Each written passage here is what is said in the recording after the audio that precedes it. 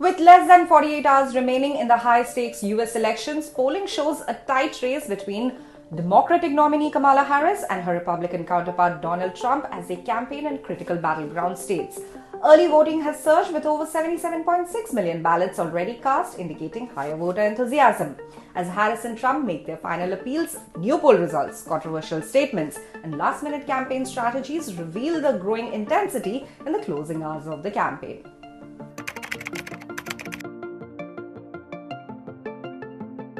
A recent New York Times Siena College poll provides insight into the voting trends. Harris leads by 8% among those who have already voted, while Trump has an edge among those who are expected to vote on election day. The poll shows Harris slightly ahead in 3 swing states, while Trump holds a narrow lead in 1.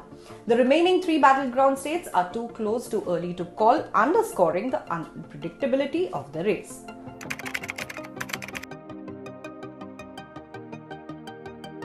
Both candidates spent Sunday campaigning in key states. Harris, addressing a crowd in Michigan, sought to strengthen her support among Arab American and Muslim American voters, who are a significant demographic in the state. Meanwhile, Trump rallied his base in Pennsylvania, taking aim at media coverage and using anti-migrant rhetoric.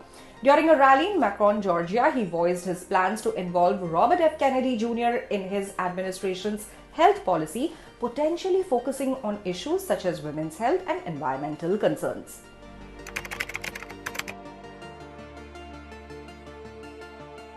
At his Pennsylvania rally, Trump made controversial comments about the media and his security setup, expressing frustrations with what he perceived as insufficient protection.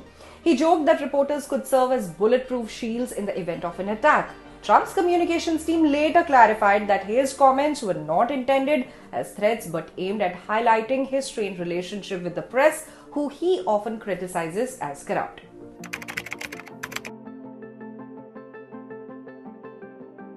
Meanwhile, Michigan's large Arab American and Muslim American community has become a focal point for Harris, who promised to end the war in Gaza if elected. The community, which largely supported Biden in 2020, has expressed frustration with the administration's stance on Israel-Gaza conflict. During a rally at Detroit's church, Harris emphasized unity, telling the congregation that it was God's plan to heal and bring the nation together, adding that the voters needed to act to realize his vision.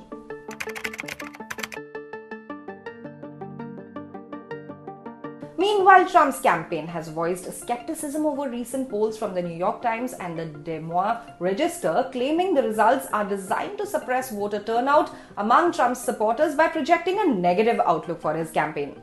Trump, who has often asserted his achievements for farmers and his dedication to Iowa, emphasized his commitment to the state during a post on his Truth Social network, saying, "No president has done more for farmers and the great state of Iowa than Donald J. Trump." In another rally held in Kinston, North Carolina, Trump suggested his belief that the upcoming election could be stolen and urged supporters to remain vigilant. Trump's repeated critiques of Senate Minority Leader Mitch McConnell also drew attention as he expressed hope for new Republican leadership in the Senate.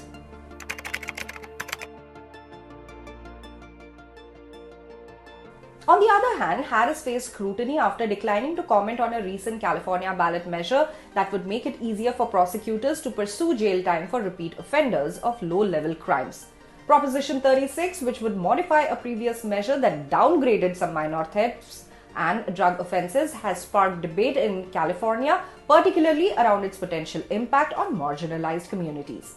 In Georgia, Trump continued his rhetoric against immigration and environmental regulations, proposing that RFK Jr. should join his administration and could focus on issues like women's health and dietary policies. Trump expressed a tentative support for Kennedy's idea of removing fluoride from drinking water, saying he was open to the possibility despite not having discussed it with Kennedy directly.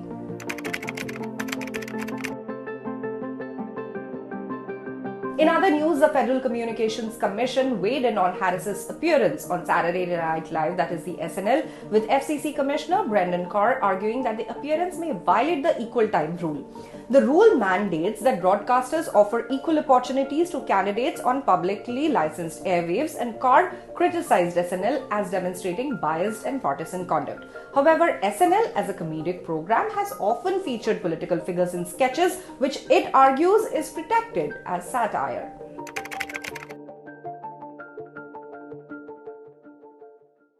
In Iowa, a federal judge allowed the state to continue challenging hundreds of ballots from potential non-citizens. Iowa has implemented measures to prevent illegal voting, but some critics argue that this could suppress voting rights among recently naturalized citizens.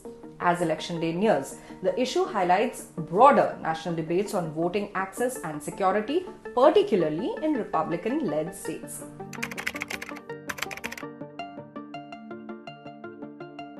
The final hours of the election highlight both candidates' distinct campaign strategies and priorities. Harris's outreach to Michigan's diverse communities, combined with her focus on unity and domestic issues, underscores her aim to capture swing state support.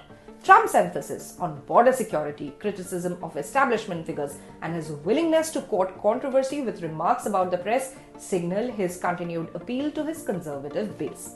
As Americans head to polls on the 5th of November, the impact of early voting trends and last-minute campaign efforts will become clearer. With both candidates holding rallies across key battleground states, the race remains too close too early to predict confidently. The results could come down to turnout among late deciding voters as well as the outcome in the swing states. In this tensed and polarized election, both Harris and Trump face the challenge of rallying their respective bases while appealing to undecided and swing state voters. The ultimate decision now rests with the millions of Americans casting their ballots in what has become one of the most pivotal elections in the United States history.